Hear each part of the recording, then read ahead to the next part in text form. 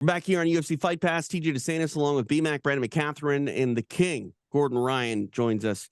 Gordon, some news dropping. It sounds like the schedule of your competition dates is going to be changing for a variety of reasons. And let's kind of get into it. What's going on with you? And first off, how are you feeling? Terrible, super nauseous right now. But I knew that when I did the 45 days of antibiotics before I had my tonsils taken out, that it set me back. But I figured that I made it through and I was okay. And I recently, in the, like mid-December, started feeling really nauseous, all the symptoms that I've had before, and did an endoscopy, did some tests, and my stomach has relapsed because the antibiotics just wiped me out. And then I wasn't showing symptoms until months later, but the fungal infection and bacterial imbalance was kind of working its way back in because I did the antibiotics for the strep throat. And it's apparent to me now that until I'm 100% healthy, my body just won't handle the workload that my mind is telling it to. And the camp, like the back camps, is has been rough. I feel like I'm in the last 2 years I'm having 6 months on, 6 months off, and I did a hard camp for Felipe. That kind of shut my body down. I got sick 2 weeks out from that. And then I got strep throat and my body couldn't fight that off for like a month and a half. And it's just my stomach is crushing my immune system. So the camp after camp is has been tough. I mean, it seems like this battle has been much more difficult than any battle you've faced on the mat. Has the doctor talked about whether or not if you just step away from training entirely, do they expect your body to rebound if you're not putting that sort of physical exertion and stress on it?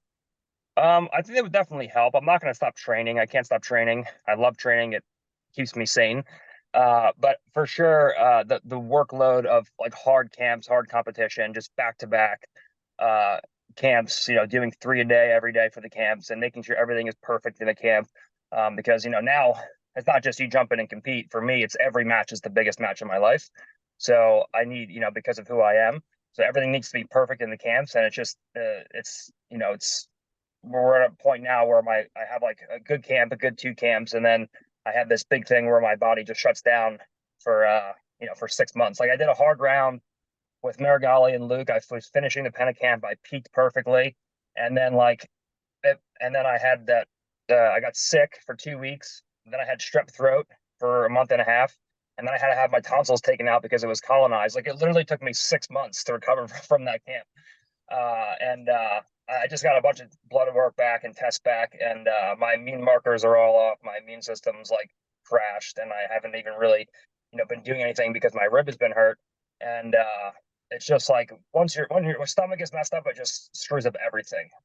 So I have to just focus on that. And I think for competition long term, I do think that it's actually better that I do it this way instead of just being half healthy like I was at ADCC 2022, which I was just going to do ADCC 2022 and then stop competing, but I wanted to make everybody happy. And I kind of just got cocky and got rolled back into competition right away. I should have took a little bit more time to get healthy. But if I was like, instead of being half healthy like I was for ADCC, I think it's better that I just do the ADCCs. Maybe I can handle one camp, I think, a year, one big camp, and then just focus on being 100% on paper and how I feel, just 100% being healthy. And I think that will lead me to being able to do my body being able to do, 3, 4, 5, 6 matches a year. Because right now, what we've been doing for the last 2 years since I started competing again is just clearly not working. Yeah, I mean, obviously, you mentioned your name and who you are and what you mean to this sport. I'm curious if that is sort of taking a toll on you as well, because mental health can be debilitating to the body. Do you feel if you weren't feeling that pressure, that this would be resolved easier? No, I don't. So it's actually funny. I don't feel with competition and dealing with contracts and all that. I don't ever feel stressed. Obviously, there's subconscious stress, but I don't ever feel stressed. The one thing that I do notice for sure that affects my ability to handle stress is my stomach. Like whatever the literature says, and I actually want to do like a little like video and send it to my doctor because I've been reading the literature on it. Whatever literature they have that says that that your stomach and your brain are connected, it's not nearly as intense as what is currently out there in the medical industry. The second my stomach starts to disintegrate and starts to go south, um, as much physically as you feel it, you definitely feel it mentally. Like your ability to handle stress, when like if you're constantly nauseous, and then something happens that's stressful, and it just makes you twice as nauseous. So I feel like when I'm healthy and my stomach is fine, I never get stressed about anything. Like I'm doing $100,000 bet matches with Felipe. I'm doing all kinds of crazy stuff, calling my submission. I actually like to put extra stress on me, and so that I can perform and so that I can live up to that. But when my stomach starts to give me problems, like the ability to handle stress is definitely decreased. Which everyone has stressful things in their lives, so you just deal with it. But I don't think that competition is stressful. And I don't think that the mental aspect of it is what is an issue because I've been doing this forever. It's where I feel comfortable. Mhm. I think it's more of a physical issue and just getting healthy and just telling my body to deal with their workload. I've been doing this for 6 years. I've been telling my body to just shut up and take the work, and it's just been not listening at all for this, since I started having these issues. So I think that once and for all, just trying to get back to a point where I'm 100% healthy and can compete again, I think is probably the best for longevity if I'm looking to compete until I'm 40 years old. Gordon, Yeah. what do you think this means for the sport overall? I mean, like we're potentially losing our greatest athlete, our one of the greatest to ever do it, arguably the greatest to ever do it. Like, what do you see for the sport as a whole moving forward with you off the scene? Yeah, well, it's definitely an issue. I think that's one of the big reasons why I want to try my best to at least do a camp and compete at ADCC because every ADCC this sport grows by multiples. Um, so I think that me not competing for the time being is definitely number one. It does present an issue because I'm the biggest star in the sport, but it also gives the sport and other stars time to grow. So I think that we're going to see new stars coming up. You'll have Nicholas come up. You'll have a lot of these new guys come up who have been winning for a long time at black belt, but now it's really their time to shine. So I think we're going to build more stars in the sport, which obviously the sport needs. And I'm going to do everything I can, whether it be commentating, whether it be breakdowns, whether it be showing up at meet and greets and doing stuff. I'm going to, do as much as I can to push the sport forward because this is the sport that I love and this is the sport that is important to me. So I'm going to do everything I can, whether it's on the mats or whether it's off the mats, to really come in and to help push this sport forward. But the last 2 weeks I haven't been able to get out of bed, and I've just been laying in my bathroom for 3.5 hours a day, dry heaving, and just thinking, what am I doing? Like no amount of competition success is worth what I just went through for the last 3 weeks. So I'm just trying to get healthy now. It's my main priority, and then hopefully once I'm healthy, I'll be able to come back and compete, 4 times a year or so. Who do you see taking the mantle with you off on the sideline? I think it's going to be pretty hard to take Marigali out. He's got the looks, he's got the overall charisma, and he's got the ability to win. Okay, those are the three biggest things. He's a very handsome, not all American, but he's a very handsome guy. He can speak English pretty well now. He's got charisma. He talks shit. He does his kind of own thing, which is unique. And then he's recently submitted Kainan and Felipe in the without the gi in the last 6 months, and then he won that GP in the gi. I mean, it's gonna be hard to beat Nicholas. And so he has a strong brand now. He's with us. He's building a stronger brand. We're helping to promote his brand. He's helping to promote ours. And we kind of, we all have this synonymous brand now that is going to be a powerhouse going into ADCC. So I think the front runner has to be Nicholas at this point.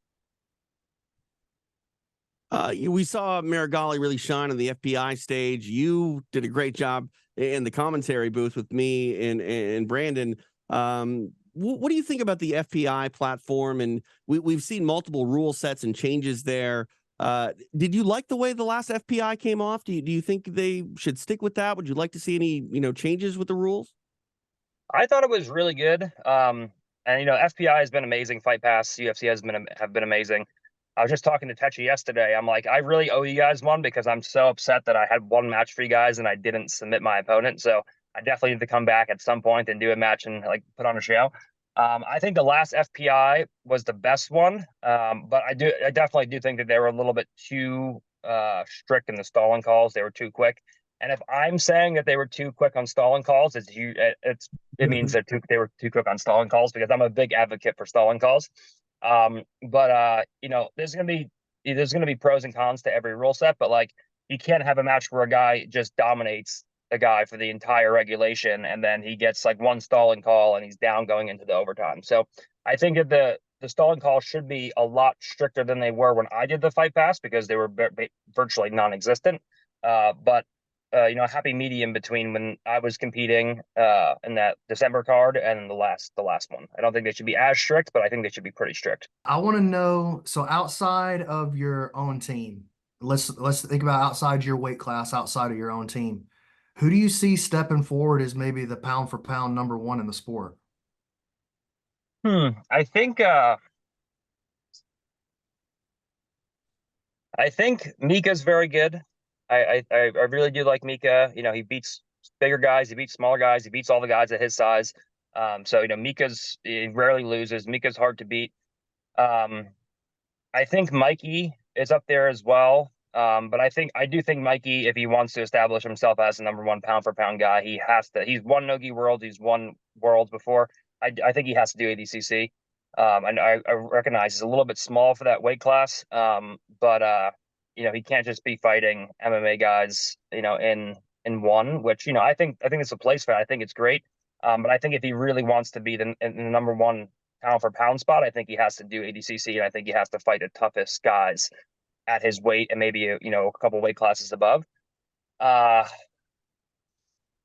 I had one more, but I forgot. Could you see somebody Um, like a Cade or a Ty Rotolo in that spot as well? yeah, those guys could definitely be an issue. You know, they again beat guys bigger, smaller, same size.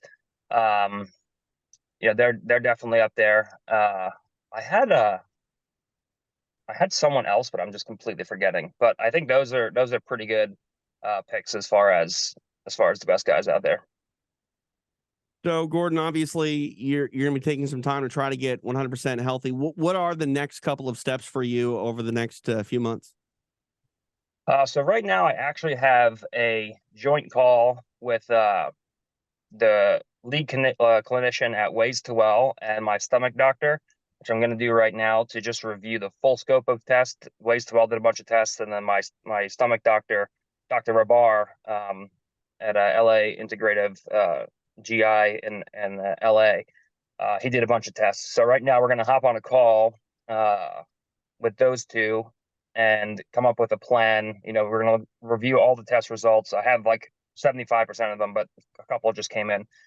We're going to review all the test results and then go over a plan of action to kind of get me back in working order. I just started my antifungals, like strong antifungals again. They put me on different ones. And after like 2.5, 3 weeks, like just not being able to leave my bed, essentially, I've been having some relief now, so I can kind of move around and, you know, do a little bit, but it's definitely not great. So I'm just looking for a plan of action and exactly what foods I need to eat, what medicines I need to be taking, what, you know, protocols I need to be following to get 100% healthy, and then hopefully we're back on track and back to competition soon enough. But the mistake I made last time was I said I was going to come back for ADCC, and then I said I was going to just do ADCC and then get healthy, and I got too confident and I started ramping up the workload and I started putting my body, you know, through the ringer again, and it just crashed on me. So I'm going to attempt to be smart this time and do the things the right way and get 100% clear, get all the tests back, and, you know, have the tests be normal, and then go from there.